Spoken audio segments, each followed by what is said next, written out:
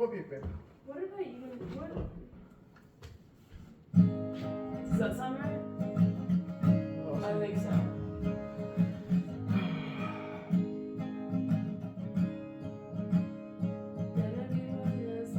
Yeah, okay, that's right.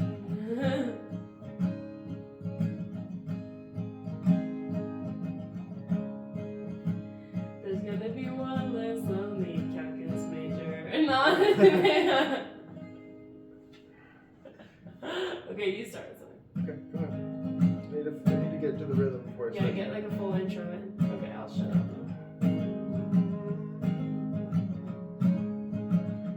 So you want to learn calculus and understand change. Calculus and understand change. Well, the simplest form of change is a line. We can measure the rate of change of a line. It's simply given by its slope. By its slope, you wanna know the slope. Well, the slope is rise over run. Rise over run, yeah. Rise over run, yeah. That means for a width delta x, you look at the height change delta y of the line, and the slope is delta y over delta x. Delta y over delta x is the slope of the line.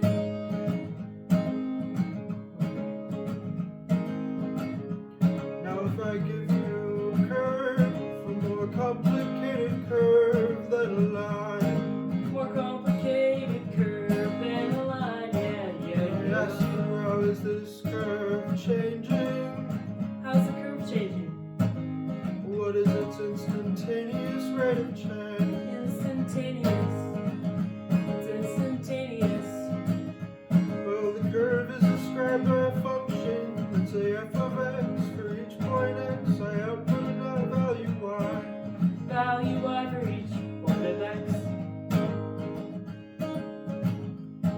So put a line touching this function at the point of choice. So you choose a point and you put a line that touches the function. Yeah. But I was never an art major, so I can't draw a line perfectly. That's okay, cause calculus is forgiving. Not really. So perhaps you could consider taking 2 points on your curve and drawing a line through those 2 points, and then bringing the 2 points close together. And then you bring them close together. Calculus and it's calculus and it's calculus and it's calculus. The So line through the 2 points will get The closer line and through the 2 closer to the tangent line. closer, closer, tangent line. The slope of the resulting line is called the derivative. That's the derivative, that's the derivative, yeah. And once I know the derivative, I can understand the rate of change, which allows me to understand any physical properties about my model. My model, it's pretty easy when you think of it like that. And finally, if I were to graph the new slopes of all the tangent lines to my curve, I would be graphing the derivative. And if I repeated this process, I would take the tangent line to the derivative curve Derivative and get a curve, new slope. And this would be the second derivative, which second measures the derivative, rate of change of the rate of change. Measures the rate of change of the instantaneous rate of change, just the rate of change of which the is actually a instantaneous rate of measurement of change. a curvature.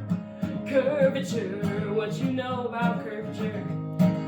Since positive curvature reflects a tangent line which is increasing in slope, Positive and a positive, i.e. the rate of change of the derivative is positive and it's positive, for a positive curvature function.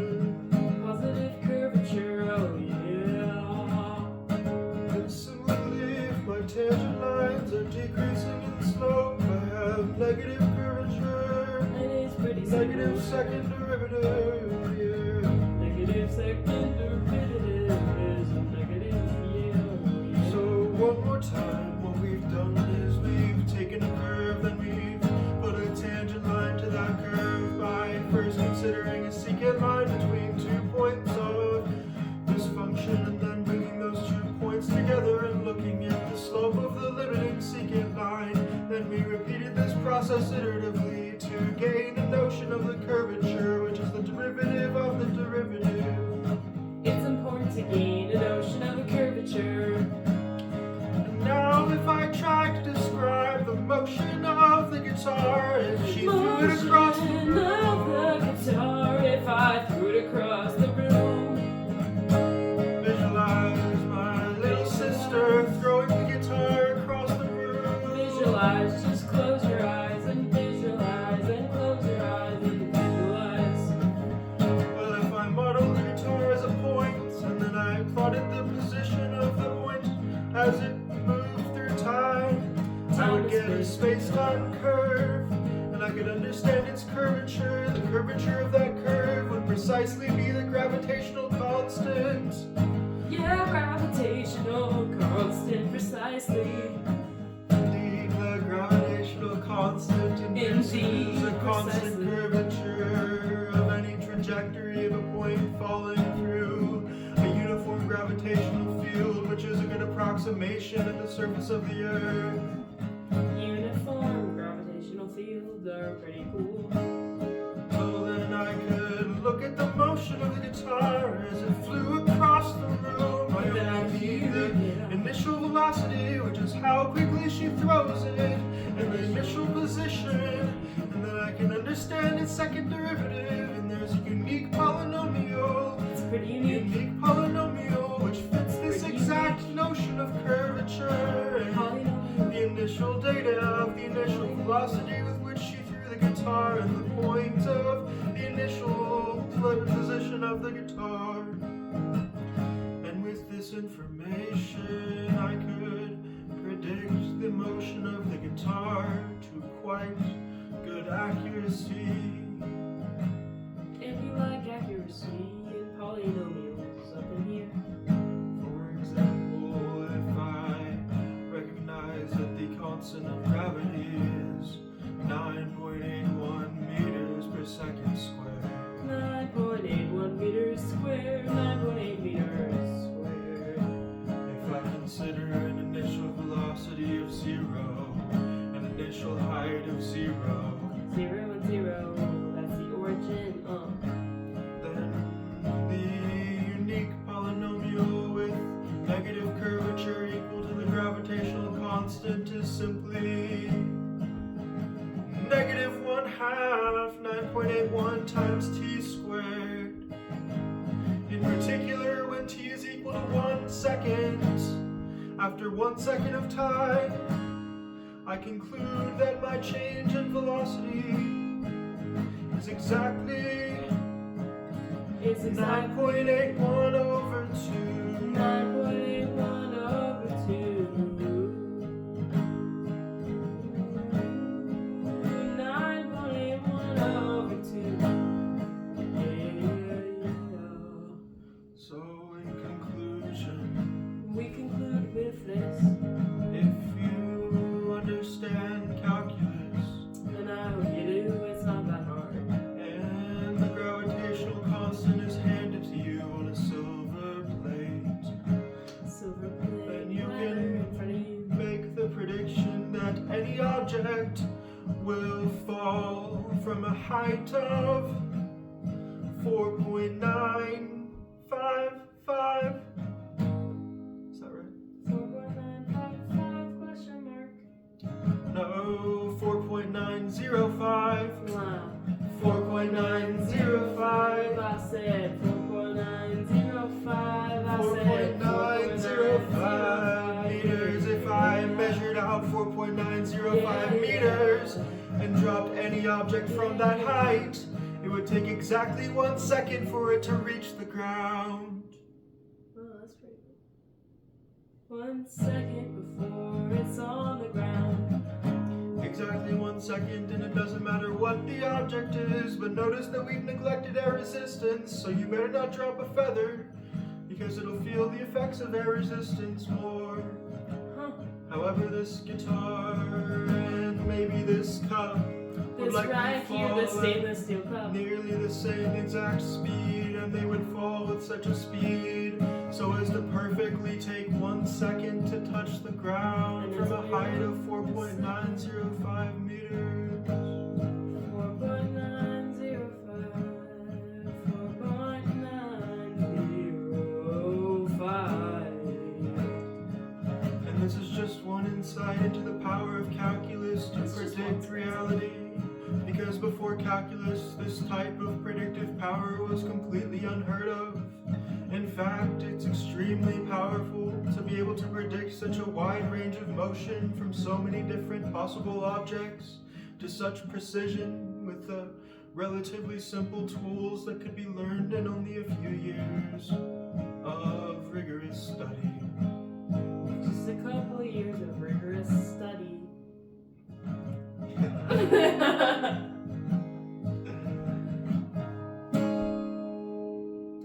We're not done, are we? We're not done. Give me a new tune. A new riff? Yes.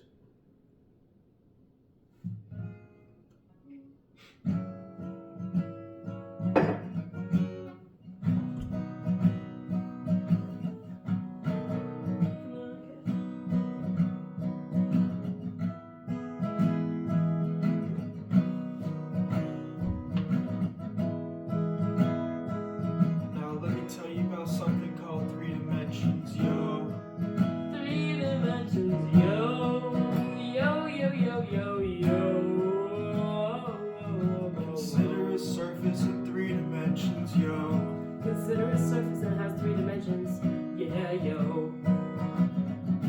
Well, I might view this surface as assigning each point on the plane a specific height.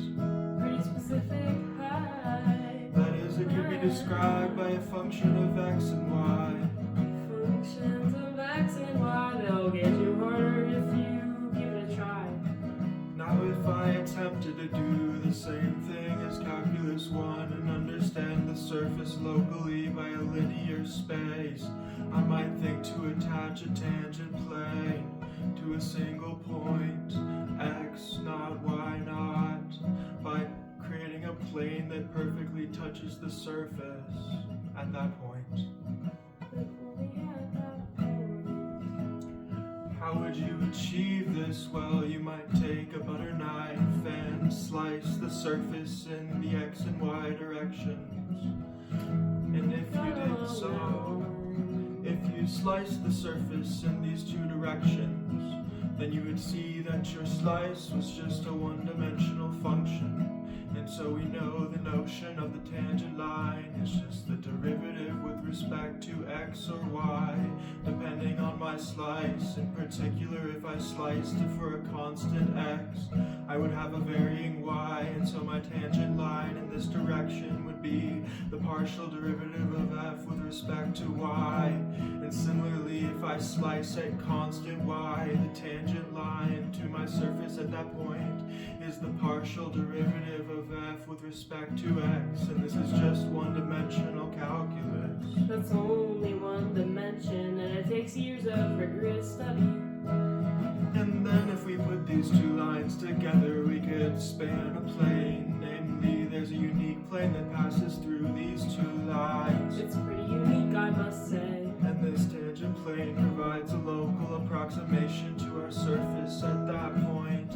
The equation is given by delta z is equal to the partial derivative of f with respect to x times delta x plus the partial derivative of f with respect to y times delta y. Times delta y, yeah, yeah. Where delta z, delta x, and delta y are given by z minus z naught, x minus x naught, and y minus y naught respectively. Where x naught, y naught, z naught are the point which belong to the surface which we are approximating at that specific point, x naught, y naught, z naught. We're approximating, and it's not x and not z, not y.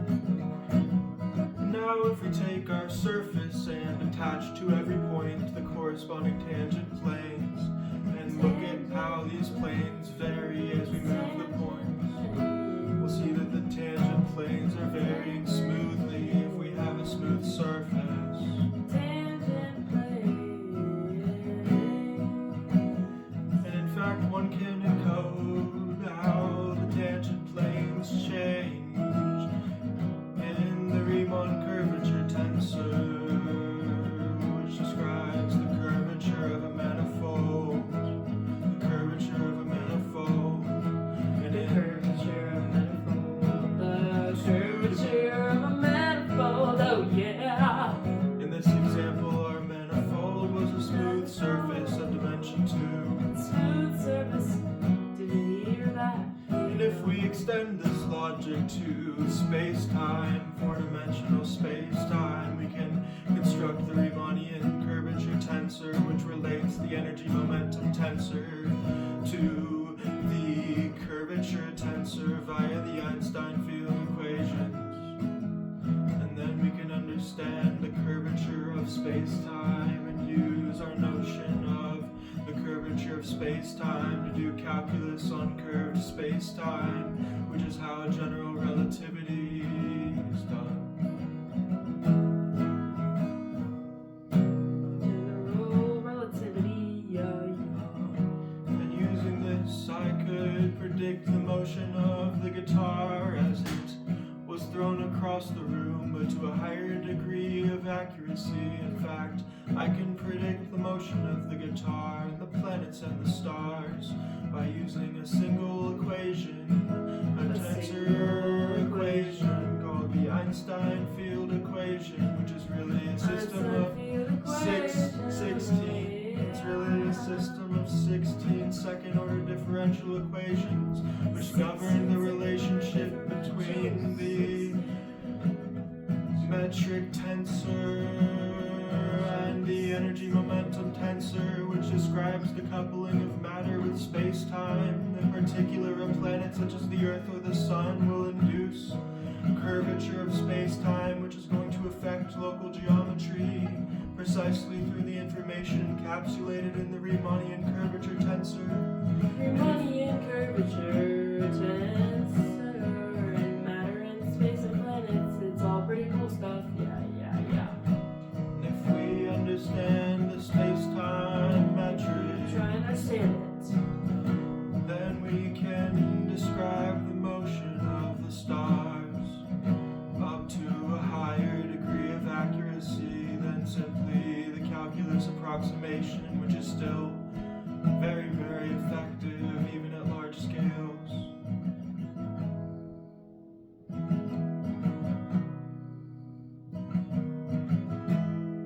The effectiveness still remains at larger scales, and that's what's cool about it. Oh yeah.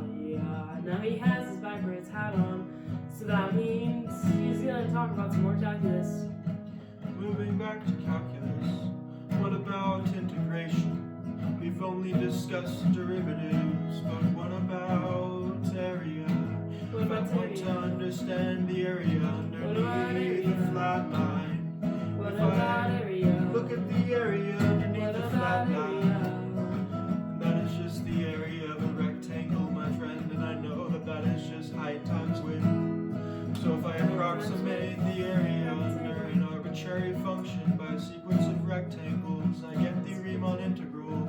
Because if I take the limit as the rectangles go to 0 in width, then I can effectively approximate the area underneath a continuous function, or even a function with countably many discontinuities. If you count all the discontinuities, then you have a discontinuous function. And the point being that this is an extremely effective way to approximate the area under a continuous function. But what if my function is not continuous? For example, consider the indicator function of the rationals. Consider it, please. If I have a function which is 1 for every rational number and 0 for every irrational number, this is a completely ill-behaved function. And for example, if I flipped a coin for every real number and tried to consider the function where for every number I flipped a coin, and if it's heads heads, I assign a 1. If it's tails, I assign a -1. Such a function would be impossible to visualize. However, we might try to find the area underneath such a function, which would be impossible given the tools and machinery of the Riemann integral. Therefore, we must develop something called measure theory to understand the measure of an arbitrary set. For example, if I understand the length of an interval, if I understand the notion of the length of an interval, how can I generalize this to the volume of an arbitrary set? Well, I might consider covering that set with a countable number of intervals, and then considering the limit as I take more and more covers of this set, and take the infimum over all possible coverings of my set by intervals.